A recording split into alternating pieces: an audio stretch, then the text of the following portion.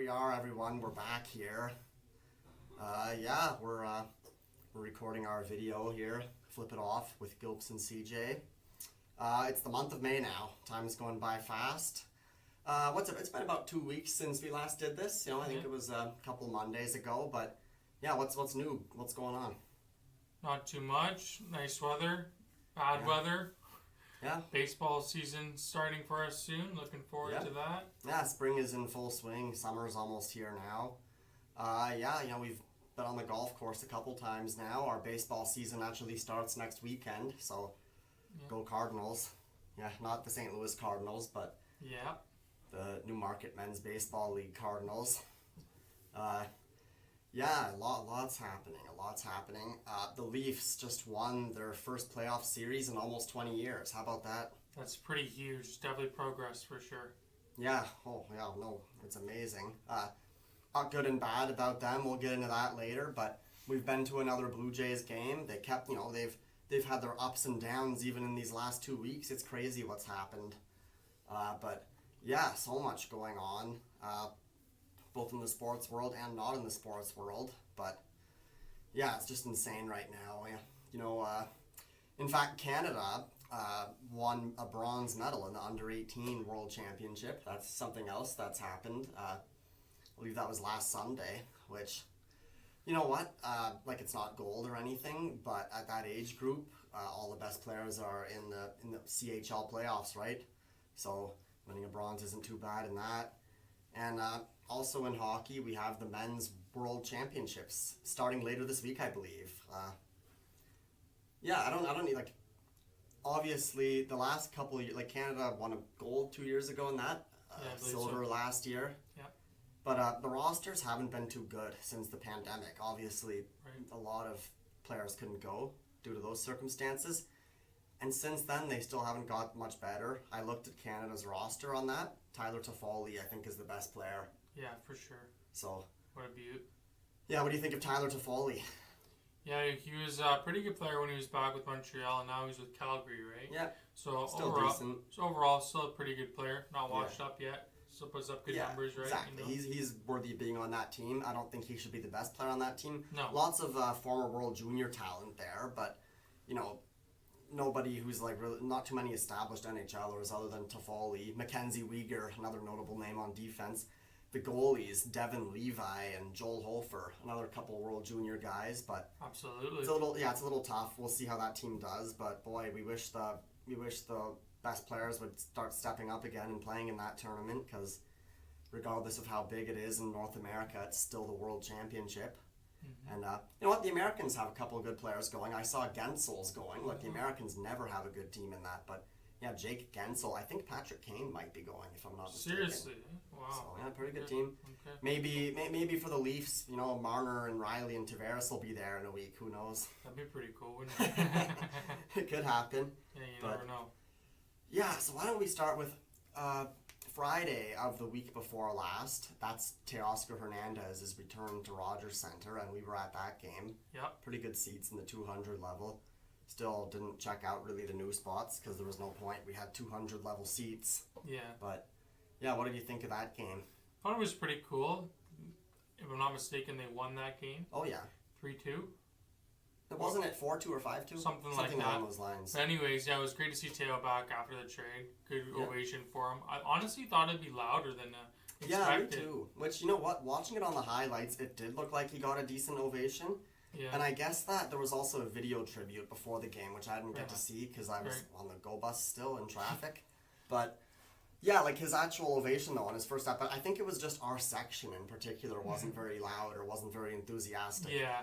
A lot of people that didn't really know who Teoscar Hernandez was or didn't even know what baseball was who were sitting there. Exactly. You mentioned the folks from Ireland, so. Yeah, exactly. And also, the reason I was shocked because he spent, was it 5 or 6 seasons with us? And yeah, exactly. You would have thought he would have got a big ovation. So yeah, I just remember his first I wore my Teoscar Hernandez Blue Jays jersey. His first at bat, I stood up and started clapping, and I was like, am I the only one in our section standing up right now? But No, I mean, at least he got an ovation, and looking at it on the highlights, it looked much better. I think just our section was a little bit out to lunch when that happened, but that's just the section we happened to be sitting in. I think he did get a lot of respect, which is good.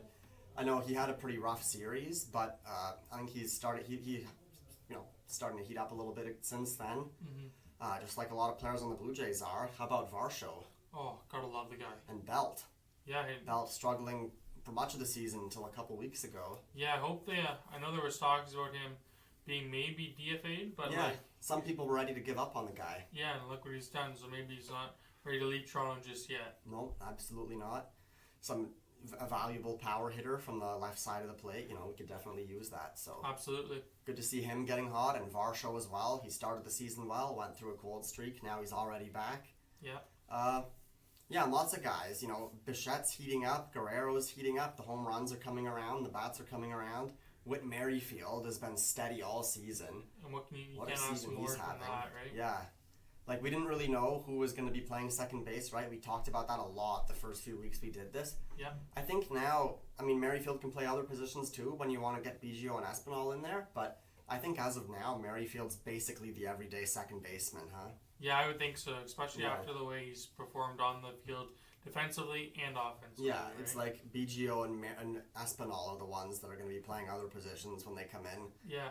Sure. And then, sometimes maybe Biggio will play second against a righty, Merrifield will play outfield, or maybe once in a while he'll get a day off. But, for the most part, he's going to be in the lineup every day, most of the time playing second. And why wouldn't he be with the season's had so far, right? Exactly. But how about, in these last 2 weeks, the ups and downs? We recorded this last time right before we started that White Sox series. It was Charlie Montoyo's return. Yeah. And boy, were things high, right? We won a bunch of series. There was only a couple that we lost. They were winning early in the season, a lot of games where they'd come from behind. The starting pitching had its ups and downs. But there was a while there, every pitcher in the rotation got going. Team ERA was great. We were scoring lots of runs and winning all these series. And finally, against the White Sox, we got our first sweep of the year. Yeah, exactly. We're rolling. The AL East, it's been tough with the Rays. Again, they'll fall eventually. They're not. If we just keep steadily playing well, they will catch the Rays eventually. Absolutely. But the one thing we want to avoid is any extended losing streak. Yeah. Which, after sweeping the White Sox and then almost sweeping the Mariners, that's what happened. A 5-game losing streak. Against Boston. Yep. Yeah. That series in Fenway Park, well, that was a disaster. Yeah, but hey, you lose 4 or 5 against Boston and another team, right? And you have a bounce back series against Pittsburgh, so. Yep, they bounced back, and that's good. It's good to see them bounce back from that and not let it get any worse than it did. But they got to keep rolling. Every series. Just losing 2 games in a row, maybe even 3, it happens to the best teams. But any 5-game losing streak, that's uncalled for. We got to eliminate those, right? Yeah, you don't need to sweep every series, although every series you sweep helps make up for it. But if you just steadily win every series and don't go on any extended losing streaks, then you're going to win your division, right? So exactly. That's what we need. And it's good to see them bounce. They good to sweep the Pirates, the red hot Pirates. Now they're on a bit of a losing streak after playing the Blue Jays. Yeah, exactly. But, before we get into that, I guess that White Sox series again, everything was going well, and I guess one pitcher that I remember last time we talked a lot about the pitching, but we didn't really mention Bassett much. He's had an up and down season. Yeah, exactly. But I think his first couple outings, the one thing that he struggled with was the pitch clock. Yeah, he's had some trouble with that for sure. Because remember them saying historically in his career he's a slower worker. Mm-hmm. And it makes sense. The guy throws so many different pitches, right? Yeah, I think what does he have, 7? 7 or 8, yeah. So the amount of communication between him and the catcher to figure out what pitch they're going to throw, he needs more than 15 seconds for that. He's a magician of pitches. And that's his second outing. He's finally started to figure it out, but he was having issues with the pitch comm because obviously he needs it because doing signs the old way with a guy who has that many pitches just won't work with this era with the pitch clock. So he was having some technical issues with that, finally got it figured out, but then there was still a couple of violations, I think. Mm-hmm. And then to try and save time, I heard he actually switched to the one where the pitcher actually decides what pitch they're going to throw and then tells the catcher. And I think they've been doing that forward too. Yeah, they might have been. That's one of the newer things this year, right? The new version of PitchCom, you can do it in reverse. Yeah. But the downside is that this means the pitcher's calling their own game, basically. So Yeah. As a manager, you have to really trust that they know what they're doing, which exactly. a lot of the greats do. But Mm-hmm. then he was having some issues with that, I think, because I guess he had a couple bad outings because of that. So I think he might have gone back, but what he's doing now is he's just really trusting the catcher, whether it's Jansen or Kirk. I think it's usually Kirk catching for him, right? Yeah, for the most part, yeah. Yeah. I think Jano's only caught him once or twice, maybe. Yeah. Yeah, So he just gotta, like, what he's doing now, I think they're back to the old pitch comm system. Mm-hmm. I mean, old, it's like 2 years old, but yeah, you just trust your catcher more because you don't have time to shake off too many pitches. right. So he's bounced back and he's had some really good outings, but that one against the Mariners, that was tough. We were going for, again, everything was going well. We were going for the sweep, but then 4 runs allowed in the first inning, and you could tell a call didn't go his way. And then after that, they hit a grand slam in the first inning. Yeah. I saw him in the dugout watching the video of it, smashing the iPad after. I saw that. I've never seen that before. Like, you see them smashing bats and stuff, but an iPad, that's expensive. Yeah. But sure. yeah, but anyway, I don't know. He still bounced back, and he won a few more innings, and the Blue Jays took an 8-4 lead on them. Yeah. Which it goes to show, like, for all these pitchers, like, if you give up, if you had a bad first inning, who cares? Just stay in the game, keep your team in it. And that's been an issue with the Blue Jays in the past couple of years. Like, you have one bad inning, and then the next inning, there's no reason for the next inning to be bad, but you let it get out of hand anyway. Mm-hmm. And then you score a few runs, like, oh, maybe if we held them to 4 instead of 8, then we could have come back. But when it was 4-0, we gave up and let it go to 8-0. So good to see them bounce back like that, but they end up losing that game, which ended up being wild. Yeah, it was a tough one. And that started the losing streak. Yeah. Which John Schneider's been a little bit questionable, I think, with some of his use of the bullpen at least. For example, I mean, we saw Romano come in, road game in a tie against the Yankees, and they walked it off right away, which I said, okay, it's whatever, it happens to everyone once in a while. And again, like, I don't agree with the idea of only using your closer in save situations, not at all, right? You shouldn't determine it by a stat. But you have to realize there's some situations that maybe you can't use them in. Maybe these guys don't thrive in that. Tie game at home, of course bring them in, right? Like, why not? Yeah. You have nothing to lose. Right. But a tie game on the road? No, right? Like, No question. because then, I mean, maybe there's a reason for it. Maybe they want Romano to come in with nobody on base. They want someone else like Swanson to come in when there's a runner starting at second in extra innings. Yeah. But, yeah, it's like you use your guy then, and then who's going to close it, right? Someone else, And then maybe Romano just doesn't thrive in that situation. We saw it twice. He came in a tie game on the road, and they walked it off before he even got an out. Yeah, like...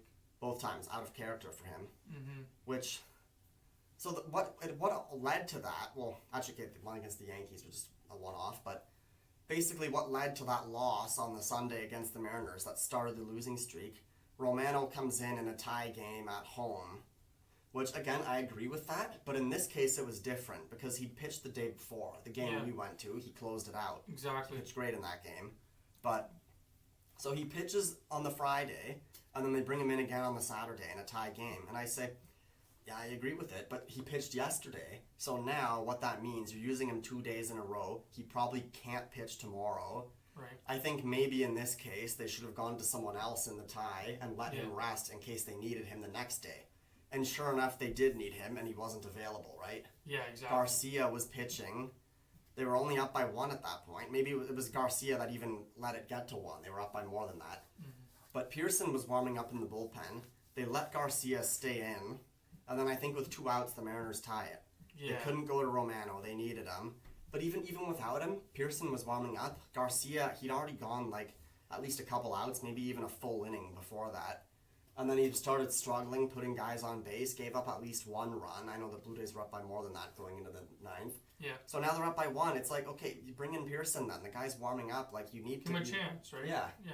Bring someone else in. Pearson's the one that's available. And, yeah, he's pitched well enough so far. But they don't. They let Garcia stay in, and then they tie it. And then they end up losing that game. Yeah. Which, that's what started it all. And then one of the other... I think it was the Monday, in fact, against the Red Sox. They bring in Romano again in a tie game on the road. So you needed him on the Sunday. He wasn't available. Now he is available, and you bring him in a situation where you don't need him again. Yeah.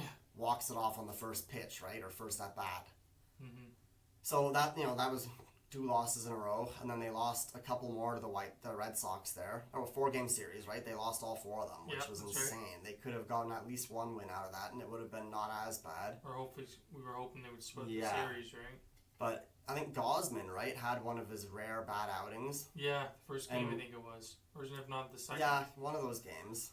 And Manoah, he's had his struggles and he's battled through it, but I think he just needs to trust his defense a little bit more, maybe. I don't know what the case is, but he's had some outings this year where he's looked as good as ever. He's had some where they haven't been bad necessarily, but he doesn't look as good as he could. Yeah. And one of those outings against the Red Sox, even the one against the Mariners that we were at, he went 5 innings and I think he got the win, but still's not pitching. That's not good in his standards. Exactly. 5 innings, 2 runs, threw a lot of pitches. Mm-hmm. So, yeah, the rotation overall has been good, but like we said last time, every pitcher's had their ups and downs this season, especially Bassett. More ups than downs, and I think he's on the upward trend. But how about Kikuchi, though? He's only had, I think he's had 2 bad outings, and even the bad ones haven't been as bad as they were last year. Yeah, I definitely agree on that. So I think a lot of people are almost underappreciating what a story it is. Because it's we were talking about it at the beginning here, we didn't even think there was a spot for him in this rotation. Exactly. We were maybe he can make the team as a reliever, but for sure. I mean, he's under contract. There's nothing they can really do with him, but there's basically no spot for him on the team. Yeah. That was the approach. Maybe somehow he can find a role in the bullpen. Mm-hmm. But here he is now. We're relying on him as one of our starters in the rotation, and he's getting wins for us. He's pitching big innings for us. Mm-hmm. So I think compared to what our expectations were for him going into the season, that's actually a huge success, and good for him to bounce back like that after the horrible season he had last year. Yeah, it's boosting his confidence. Yeah, right? Exactly. We didn't think he was ever going to come back to what he was after last year. We thought his career was over in the major leagues, but you would think so. No, here he is right back. So that's really good to see, and really good for him, right?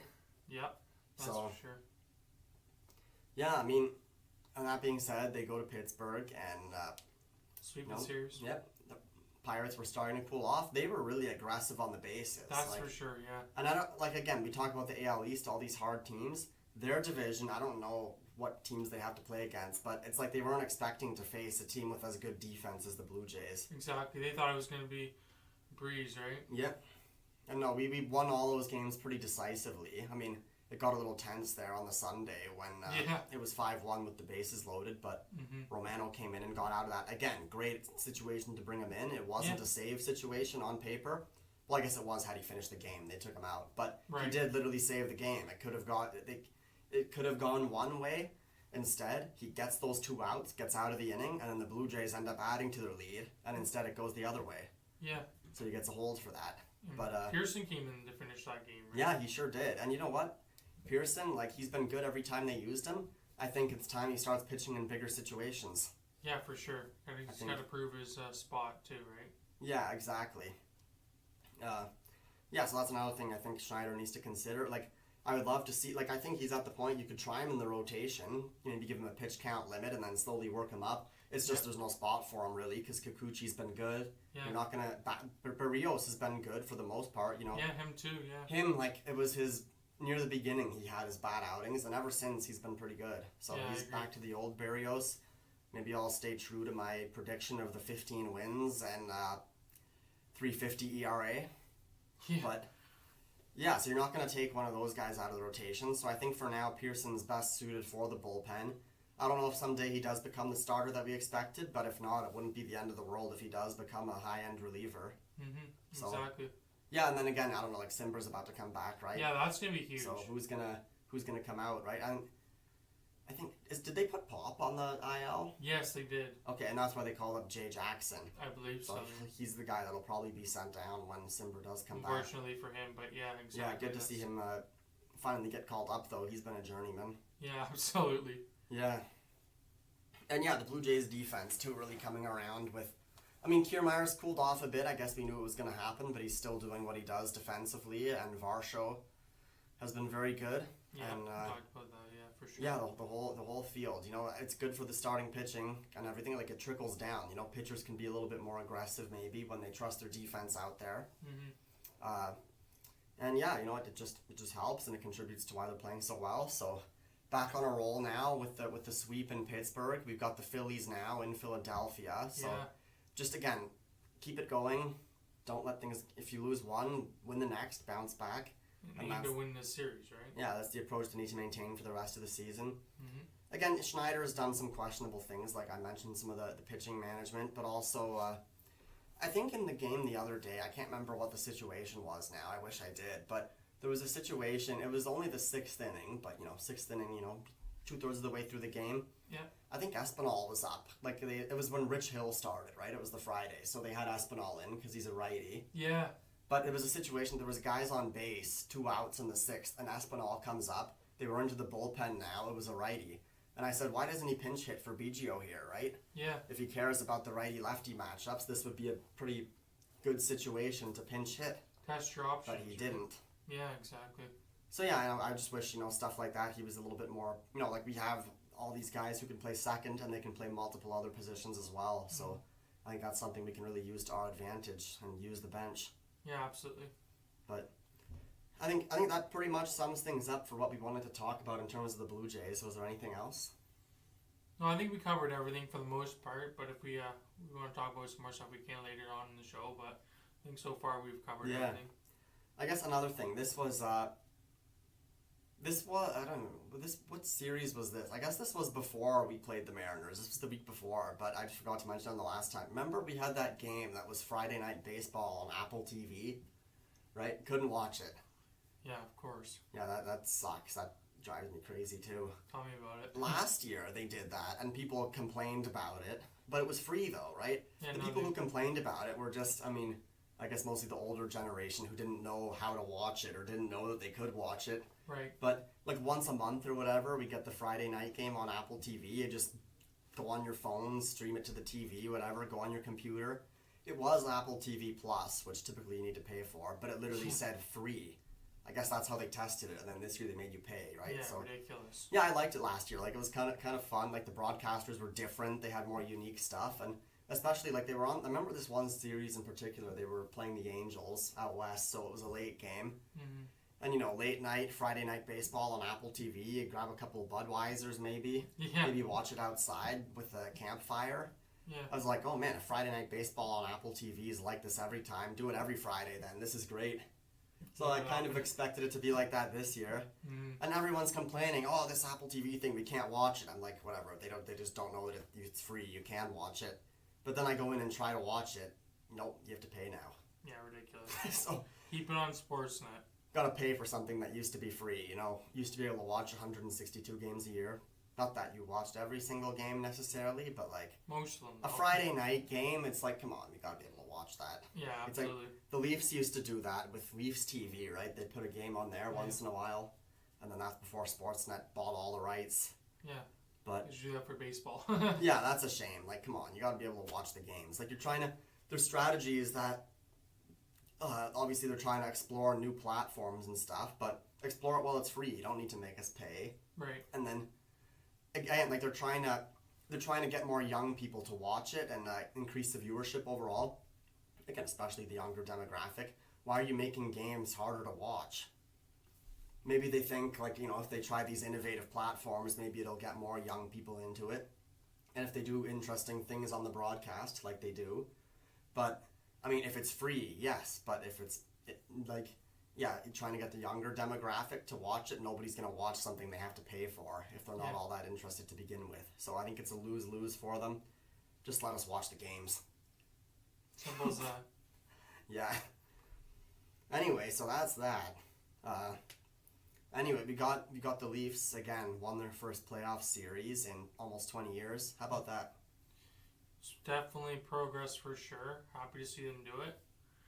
Especially against Tampa after the last couple rounds. So they've had their ups and downs too. Obviously beating the Lightning, and now they're down 3-0 to the Panthers. But let's focus on the good here. Why not? You know what? They lose the first game. That's where we left off at last time we were here. Mm-hmm. They win the next one. I think that's they won up 2-1. That's the one where Riley scored in overtime. Yeah. I should have filmed your reaction to that. It was pretty good. That was not a nice goal, but it was a game that was tied. I think the Lightning were the better team in most of that game. They were getting more shots. The Leafs really weren't. But it goes to show just like when you're in these situations, just shoot. Like everyone's afraid to, especially Matthews and Marner, those guys. Like you did it all season. Just keep shooting. Eventually, one of them's gonna go in. That's why I look at it. Yeah, and that's what happened. Like it almost went in a double overtime. Riley kind of takes a weak shot from the point. It goes in, right? Like No, the overtime winning goals, like the goals that end the thrilling games, are not necessarily the nicest goals. Like, one of the greatest goals in history was Crosby's golden goal in 2010. Yeah. Like, nobody could score on Ryan Miller all game. Nobody expected Crosby to score on a rolling puck through the 5-hole. Look what happened. Yeah. Yeah. And you know what happened there? It was like Crosby shot it. Because if you look at that replay carefully, it was 12 years ago, but we all remember it like it was yesterday, right? Like, Ryan Miller was getting ready to poke check him because Crosby gets it in that tough angle, and Miller expects him to deke to the backhand like Crosby would normally do. But instead, no, he just shoots it from a tough angle, catches him off guard, and it goes in. Yeah. So yeah, just shoot. Why not, right? And that's the problem. Like last series, yes, and they won. It was special, right? Like we've waited 20 years for this almost, and seeing them beat the Lightning like that, it's you know. Even though realistically, like the expectations should be higher. It's like after everything we've gone through the last few years, I'm honestly happy winning a series. It's a success, even if nothing else happens. Yeah. But obviously now we're down 3-0 to the Panthers, which is that shouldn't be happening, but it is. Yeah. And again, like Matthews and Marner just aren't really producing. Same story as the last few years in the playoffs. Right. Nylander too, even this series, he's been good all season, and now what's happened? Yeah, like it's like the money's gone to their heads. Big players step up in big situations, and these guys they always in the playoffs. It's always the story, right? Like again, Riley's been scoring from the point. Kampf, Lafferty, those guys, you know, Achari. But whereas Matthews and Marner, even Tavares, he had a great series against the Lightning, but this series he hasn't really done as much. And Ryan O'Reilly, yeah, that's another guy I wanted to mention. They brought him here for these moments, right? Because a lot of the Leafs' big scorers cool down in the playoffs. They wanted a guy who's clutch and who's got a reputation for producing in big moments. For sure. And now all of a sudden he's nowhere to be seen. Yeah, exactly. Like, it's like they're going backwards. Yeah, they're going back. Again, it's not worth getting disappointed over. Like, we've been through it enough times. What's new? And yeah, at least we won a series, but it's just funny how this is happening again. Like, right after winning the first series, it's like, all right, we did our job. Now let's just go back. let's get back to playing golf, you know? Yeah, like, really. And, also, everyone, like, oh, the Panthers, it'll be easier than the Bruins. It's like, I didn't even care what team they were going to be playing in the second round. It shouldn't change your approach. No. Because, you know what, the Panthers beat the Bruins, right? Exactly. And everyone's shocked about the Bruins losing. Like, I think some people are, but it's like, don't be. This happens in the NHL playoffs literally every year. Exactly. There's always a top seed getting knocked out early. Like, it's not a shock, right? Yeah, it happens all the time. Especially a team like that good, setting a record for the best regular season ever. Like, we saw the Blue Jackets sweep the Lightning, right? That one year. Yeah. At least this time it went to 7. But it always happens. Ever since they've awarded the President's Trophy, President's Trophy winning teams go out in the first round more than they win the cup. Yeah, exactly. So it's why the NHL playoffs are kind of messed up. This always happens. Some people love it, but yeah, it's like no surprise the Panthers won, and no surprise that then again they're beating the Leafs, another very high-seeded team. Yeah, like hey, maybe the Leafs, you know, once this team starts to unravel a little bit, they'll get a lower seed, and then maybe they'll shock everyone. That's what you need to do to win. Yeah, exactly. Yeah. You know. And the Panthers, like they barely made the playoffs actually this year. Like they had a big down year from last year. Yeah, for sure. Now they're playing more like they did last year in the season, but like they barely beat the Penguins for the last playoff seed in the Eastern Conference, the last wild card seed, right?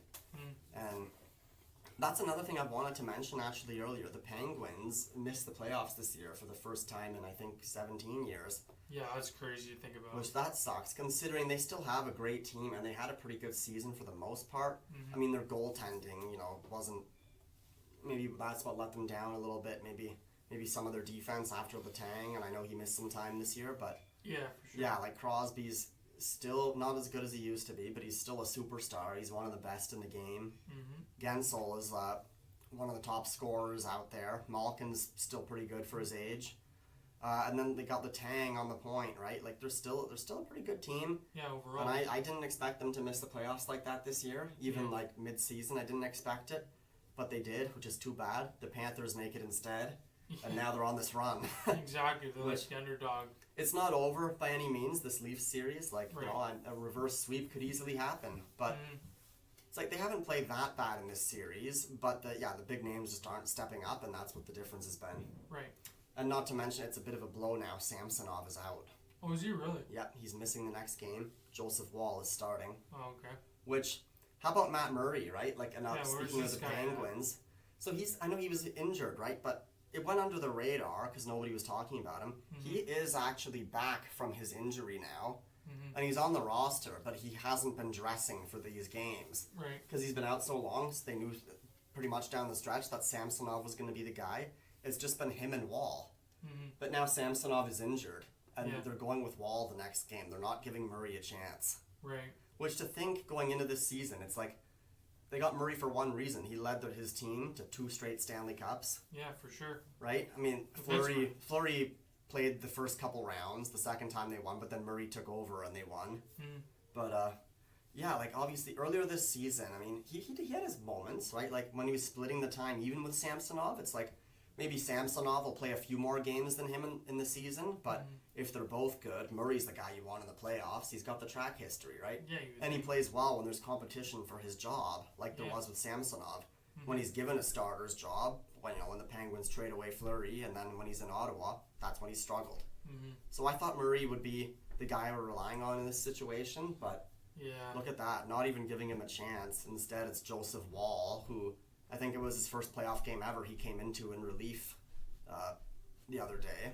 Yeah, for sure. But yeah, that's tough. Now if they're going to do a reverse sweep, they've got to do it with Wall, most likely. That's not going to be easy. And anything can happen, though. The Panthers just came back from 3-1 to beat the Bruins. Mm-hmm. The Leafs, maybe this is a wake-up. Maybe they do come back. When they were down 2-0, I thought they still had a very good chance. Now it's much harder, but yeah, they can still pull it off, though. Don't get hopeful. Don't be too disappointed if they lose, but yeah, they can pull it off. Yeah, for sure. It's doable. Let's put it that way. Yeah, exactly. They can do it. Mm-hmm. So, and then again, like there's been a lot of overtime games with the Leafs, which has been fun to watch. It's been nerve-wracking, but you know what? I've watched so many overtime games. So the OHL playoffs are going to be wrapping up soon. We're heading into the finals, and that Barrie North Bay series was phenomenal, right? Like, I think it was just starting last time we did this. Like, half the games in that series, probably I can't remember, probably 3 or 4 of those games went to overtime. Yeah. It was a 7-game series, right? Mm-hmm. Barrie goes up 2-1, and then on home ice, they were up 3-1 in the game, had a chance to go up 3-1 in the series. They blow it, goes into double overtime, they lose. Turning point in the series then. North Bay wins Game 5 to go up 3-2. Then Barrie ties it 3-3. And then a thrilling Game 7 there in North Bay. I think Barrie lost. I think they lost by 2. They gave up an empty netter, but that was a great game. And then, how about the Peterborough Petes? So they faced North Bay in the conference finals because they upset Ottawa, the number 1 seed. Kind of like the Panthers beating the Bruins, right? Like 4 versus 1, but Ottawa was such a great team. And then they had another thrilling 7-game series against North Bay. I think the North Bay, Barrie, and Peterborough were all pretty even. Like any of those 3 teams could have gone to the finals basically. But yeah, North Bay beats Barrie in 7, and then Peterborough beats North Bay in 7. London won in the Western Conference, so we've got a Peterborough-London OHL final coming up. Yeah. Classic matchup, 2 classic Ontario cities, classic OHL markets. Yep, that's going to be a good one. So I'm sure looking forward to that. And I mean, I've been watching it all with my CHL TV subscription, but now that we're in the finals, the games will start being on TSN. So that's awesome. Make sure you tune in. That's must-see TV. All these playoff games have been great. Especially if the Leafs do go out. I think that's something you can't miss. OHL playoffs, especially when you get into the late rounds like this, nothing beats it. So absolutely. Yeah, might as well stay tuned for that. And we got the World Championships coming up too. I don't know exactly what day it starts on. I think it's later this week. Right. again, maybe if the Leafs go out, hopefully they're still in it. But yeah, if not, we've got there's lots of other hockey on to watch, and yeah, Blue Jays big series this tonight against the Phillies. In fact, First the game probably just went underway. I Yeah, should have put it on the TV there. I forgot about it, but that's all good. we'll catch most of it. Yeah. Yeah, the Phillies. They're defending World Series runner-ups. Bryce Harper's back Yep, now. they're not playing great this year, but yeah, hopefully that's a big statement series for them. Absolutely, Go down for sure. in there to their park and beat them. Yep. So I think that just about wraps it up for this week. Was there anything else you wanted to talk about? I think we covered everything we had planned, so Yeah, again, it'll be posted in the next few days. Hopefully the Leafs are still in by then. I know last time we recorded this, I noticed afterwards that the audio and visual were a little bit out of sync. I don't know how that happened, but maybe that's why the views were a little down, huh? yeah, maybe, hopefully. Hopefully this time it's not like that, but Exactly. yeah, we'll be back here sooner or later. I actually did try to get a guest on again this week, but he declined the invitation, unfortunately. So maybe next time, but Stay tuned. yeah, we'll be back. Thanks for watching.